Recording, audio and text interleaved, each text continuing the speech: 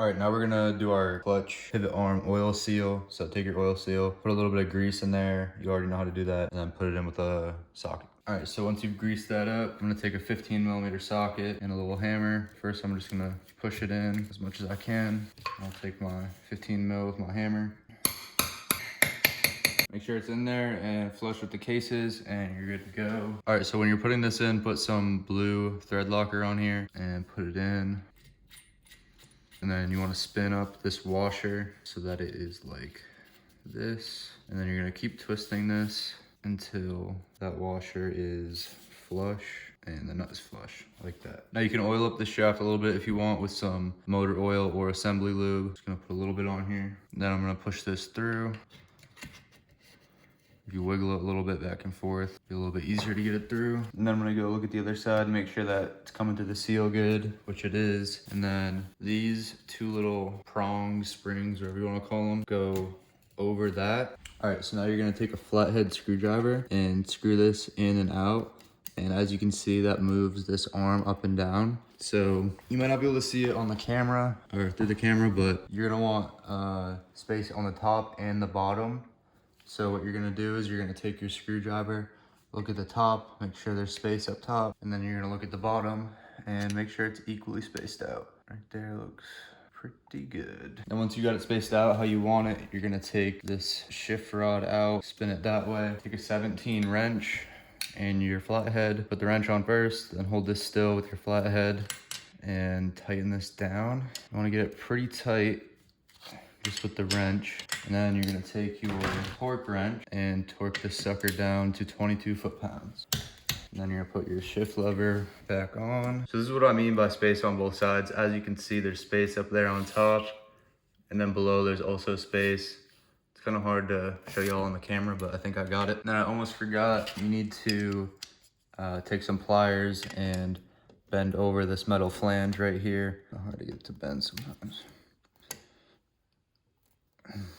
There we go, just like that. Okay, if you took your Kickstarter gear apart, this is the best way to put it back together. Put this in here like this. This little tang goes against that. And then this tang has to go in there, in that hole. So what you wanna do is put it on a little bit up, so that tang is a little bit up. And then when it twists onto there, it will twist it down a little bit. You can see about that far away, but the best way to do it is just to put it on there. Just to put it on there and not keep second guessing yourself. All right, so you want your spring to go in with this thing in the back. So like that, put that through. Take your plastic piece, put this on here, lift your spring up a little bit so that the plastic piece can go into that slot. And then you may need a pick or pliers, but I can usually just get it with my hands like that, put the spring up like that, and your Kickstarter is good to go. All right, I'm gonna put this little coolant tube in the case. Just slide it in there, put your little circlip on. This one goes on the back groove. That, and then you take your O-ring and slide it over. If your O-ring is old and used and everything, I just went to AutoZone and got this set of metric O-rings, and the biggest one in this set worked well. It's a 14mm, whatever this means, size O-ring. All right, right now I'm gonna put in the clutch actuator arm, but first I gotta put in the clutch actuator arm bearing. I'm just gonna throw this bearing in here like this, and get you a socket that is the same size as the bearing, as the outside of the bearing, and lightly tap it in. Make sure you get all the way in there, and then we're gonna grease up our seal and put it in. After you grease up your seal, put it with the spring facing down, pushing it with your fingers a little bit. Get another socket that doesn't have to be perfect on the seal, but you want it to be about as big as the outside of the seal. And then just tap it in. All right, now we have to take out this case bolt.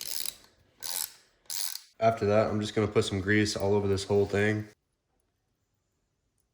After it's all greased up, make sure you have your spring on the right way. Okay, after you put your spring on, put your washer on, and then push it down in there. I forgot to do that the first time. Don't forget to do that. Then you're gonna slowly put this down, and you have to twist it a little bit to get it to go all the way down. Let me see. There we go. And then you also make sure you get your spring. Y'all can see that. Make sure you get your spring right there. Here's a little bit of a better view. Make sure your spring gets stuck behind there. Now that's all in, you're gonna take this retainer, put it underneath this bolt, and torque this bolt back down to 7.2 foot-pounds. And we're good to go. And as far as this bracket in the middle, you don't have to put it on right now. I just put it on hand tight so I don't lose it. You're gonna have to do that once you get your clutch cable on, once the engine's in the bike. All right, I'm gonna put this rod and this ball in here. All you do is slide it in. Super easy. Rod first, then the ball. All right, we're now putting the idler gear on. First, you got this little washer, or I guess skinny washer that goes back there. Then you're gonna put the idler gear on. You can put a little bit of oil here if you'd like, or assembly lube. Put that on there like that. Then you're gonna take this washer, has that little flat spot on it, put it in there. Then take your circlip and put this bad boy on there. Spin your circlip around, make sure it's in that groove real good, and you're good to go. All right, right now I'm putting this bearing retainer in. First step is to lock tight the screws. Just put a little dab like that on each of the screws and put them in. There's also an edge on one side of this bearing retainer. You want the sharp edge. If you just feel it, you'll understand what I'm saying. One of the edges is significantly sharper than the other. You want that edge to be facing towards the engine cases. You're also gonna want an extremely fat Phillips head, because if you don't have an extremely fat Phillips head, it will 100% strip these screws. Also, if you lose these screws or they're old, stripped, whatever, don't buy the OEM ones. Go to Lowe's, and this one for the bearing retainer is a M5 by 1.0, I believe. And then these ones that go up here are M4 by 0.75, I believe. And then as far as torquing this down, you're supposed to do it, I believe like 10 foot-pounds or something, but I'm just gonna do it as hard as I can by hand with the screwdriver, because I know I'm not going over 10 foot-pounds with my hand on a screwdriver. Next thing we're gonna do is put this on. This directs the oil somehow. I'm not sure exactly how it works, but I know if you don't have this, something's not gonna get lubricated right. Again, a little bit of Loctite on here. Same thing with these. I'm just gonna do them as hard as I can with my hand. I'm pretty sure it's around 10 foot-pounds, something like that. And that's all good to go. Now you can put your clutch on. All right, now we're gonna go ahead and do the shift basket. First up, you're gonna take one of your washers. You can lube it up a little bit with assembly lube or engine oil. Put it back there. Then you're gonna put some engine oil or assembly lube on here. Lube it up, and lube up the inside as well. Then take your clutch basket, put it in there, then slide it on to this, just like that. Make sure you slide it all the way back. You might have to wiggle your idler gear a little bit. Next, you're gonna put on your other washer, oil it up, lube it up, push it on. Next, we got the inner clutch basket. Slide that on in there, just like that. Next, you're gonna take your washer, and it has a tab built into it so that you know exactly how to put it in here, just like that. Next, you can take your nut and put it on. All right, now I'm gonna put the clutch in, but before you put the clutch in, you're gonna wanna let your clutch pack sit in oil. You're gonna soak it in the oil for a little while. So people, I mean, it depends who you ask how long you should let it sit.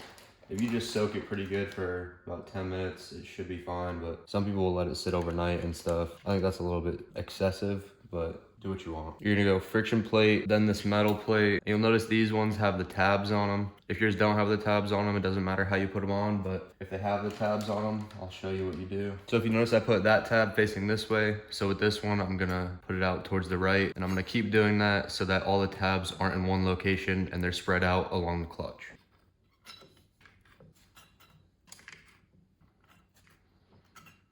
Perfect, just like that. When you're putting on this nut, you wanna use a little bit of Loctite. Okay, now you're supposed to torque this down to 65 foot-pounds, but I don't have the tool that you're supposed to use to hold this. So what I do, I'm gonna push in the clutch pack so that it stops it from moving, and I'm gonna ugly it down.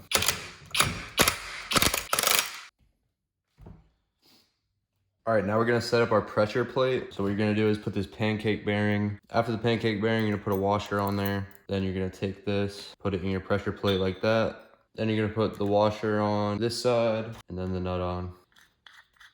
Just like that. And you'll see on your inner clutch basket, there's an arrow. There's also gonna be an arrow here and here. You wanna line one of these arrows up with this arrow.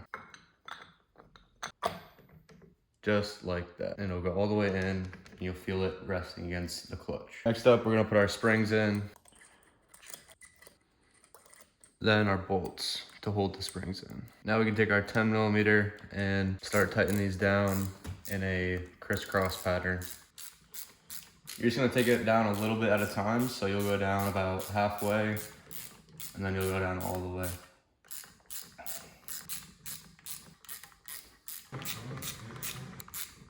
Now once it gets a little bit hard to turn them, go grab your torque wrench and torque them down to 7.2 foot-pounds or 86.4 inch-pounds.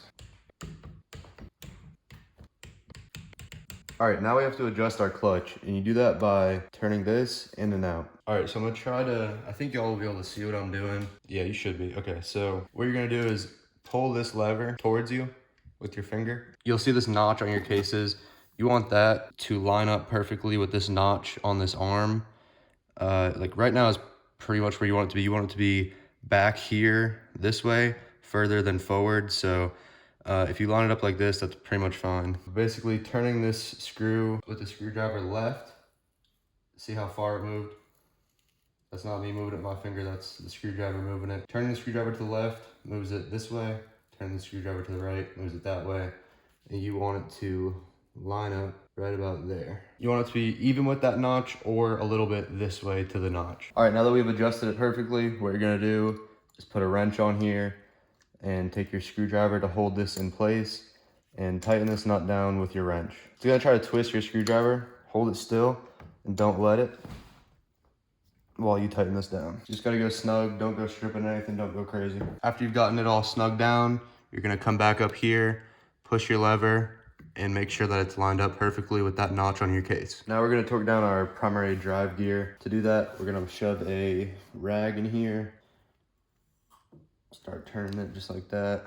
Now we're gonna take some thread lock, put it on here, take your nut. Now set your torque wrench to 47 foot-pounds and torque it down. Now you're gonna wanna spin your engine back this way and get your rag out. All right, next we're gonna take our bearing, doesn't matter which way you put it in, and take a socket that fits in the metal but goes around the outside of your bearing. Push it in as far as we can with our fingers, and then give it a hit or two. Now we're gonna flip it over to install the water pump shaft. First, you're gonna take a little bit of grease, put it on here, that's a lot. Spread it all around. This will just make it a lot easier to go into the seal and the bearing, and then push it down nice and easily. Just like that.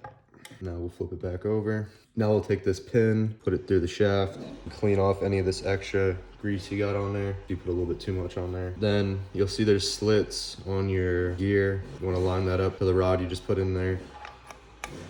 Like that. Make sure your water pump is spinning. Next, you'll put your washer on and then your circlip. For the circlip, just take a pair of pliers and push it on. Might be easier with a flat head, just like that. Spin it around a little bit, make sure it's in that groove. Next, I'm gonna put this little rubber piece in here, just so I don't forget to do it later. Then we'll put our cover on, put the gasket on, then take your water pump cover right on top of it. We're gonna get all these bolts hand tight real quick, and then we'll go down and torque them down. All right, now we can torque all these down to 5.8 foot-pounds, or it's about 70 inch-pounds. I'm gonna go in a little star pattern. So for the coolant drain bolt, if you have a stock cover, you won't have this or this issue. I didn't have a bolt that was short enough, so I just ended up cutting this one, and now it works perfectly. I'm also gonna torque this down to 5.8 foot-pounds. Should probably have a crush washer under there, but I don't have one at the moment. If it starts leaking, I'll go pick one up. Now I'm gonna do the Kickstarter seal, put some grease in it. Once you get it all greased up and you wiped off the extra, the spring side always goes towards the oil. Push it down with my thumbs as far as I can, and I'll grab a socket. Once you get it flushed down in there, you're good to go. Now we're gonna put the transmission breather hose seal in. Again, push it in with your fingers, then get a socket for it. Make sure it's flush, and then you're good to go. All right, now we're gonna put the clutch cover on. First up, we're gonna make sure there's no grease or oil down here. Now we're gonna take our gasket, put it on here. It's not a bad idea to put a little bit of oil on this O-ring over here. Make it a little bit easier for that clutch cover to slip on there. When you're putting the clutch cover on, you start by putting the Kickstarter shaft through the case. Then you will line up the water pump joint tube and push the case on. You'll see me do that in a second. There we go. Make sure you're getting your bolts through the gasket. I'm gonna have to push it up a little bit on the bottom. Now I'm gonna go around and get all these hand tight, and then we'll torque them down. Now we can go around and torque these down to 5.1 foot-pounds or 61.2 inch-pounds. We're gonna go in a crisscross pattern. And this clutch cover is pretty much done. I'm just gonna add this tube that goes here and the Kickstarter. All right, you're gonna take this tube, put it up here, through the hole up here. This rubber part's supposed to go on the top of the tube, like that. and get your clamp on here, and you can put your other clamp on this side and then slide the tube on. Just like that. All right, right now I'm assembling the Banshee Kickstarter. First, you're gonna take your spring, put it into that hole. Then you're gonna take your ball, put it into the same hole. All right, there's supposed to be an O-ring that goes right here. If you don't put it on, the kicker rattles a lot. Then you're gonna slide it up into here. Make sure it can go back and forth like this. Then you're going to take your tapered screw and screw it through here. Just get it hand tight, get it pretty snug. I go about as much as I can with a screwdriver. Also, this is a super fat Phillips head. You can see someone else had almost stripped it before. Make sure you get a fat Phillips head. All right, now I'm gonna put this on the engine. Make sure that it's not hitting the case. You can see where someone else had installed it a little bit too far down before. Then you're gonna push it back a little bit, put your bolt through. Now we're gonna torque this down to 18 foot-pounds or 216 inch-pounds.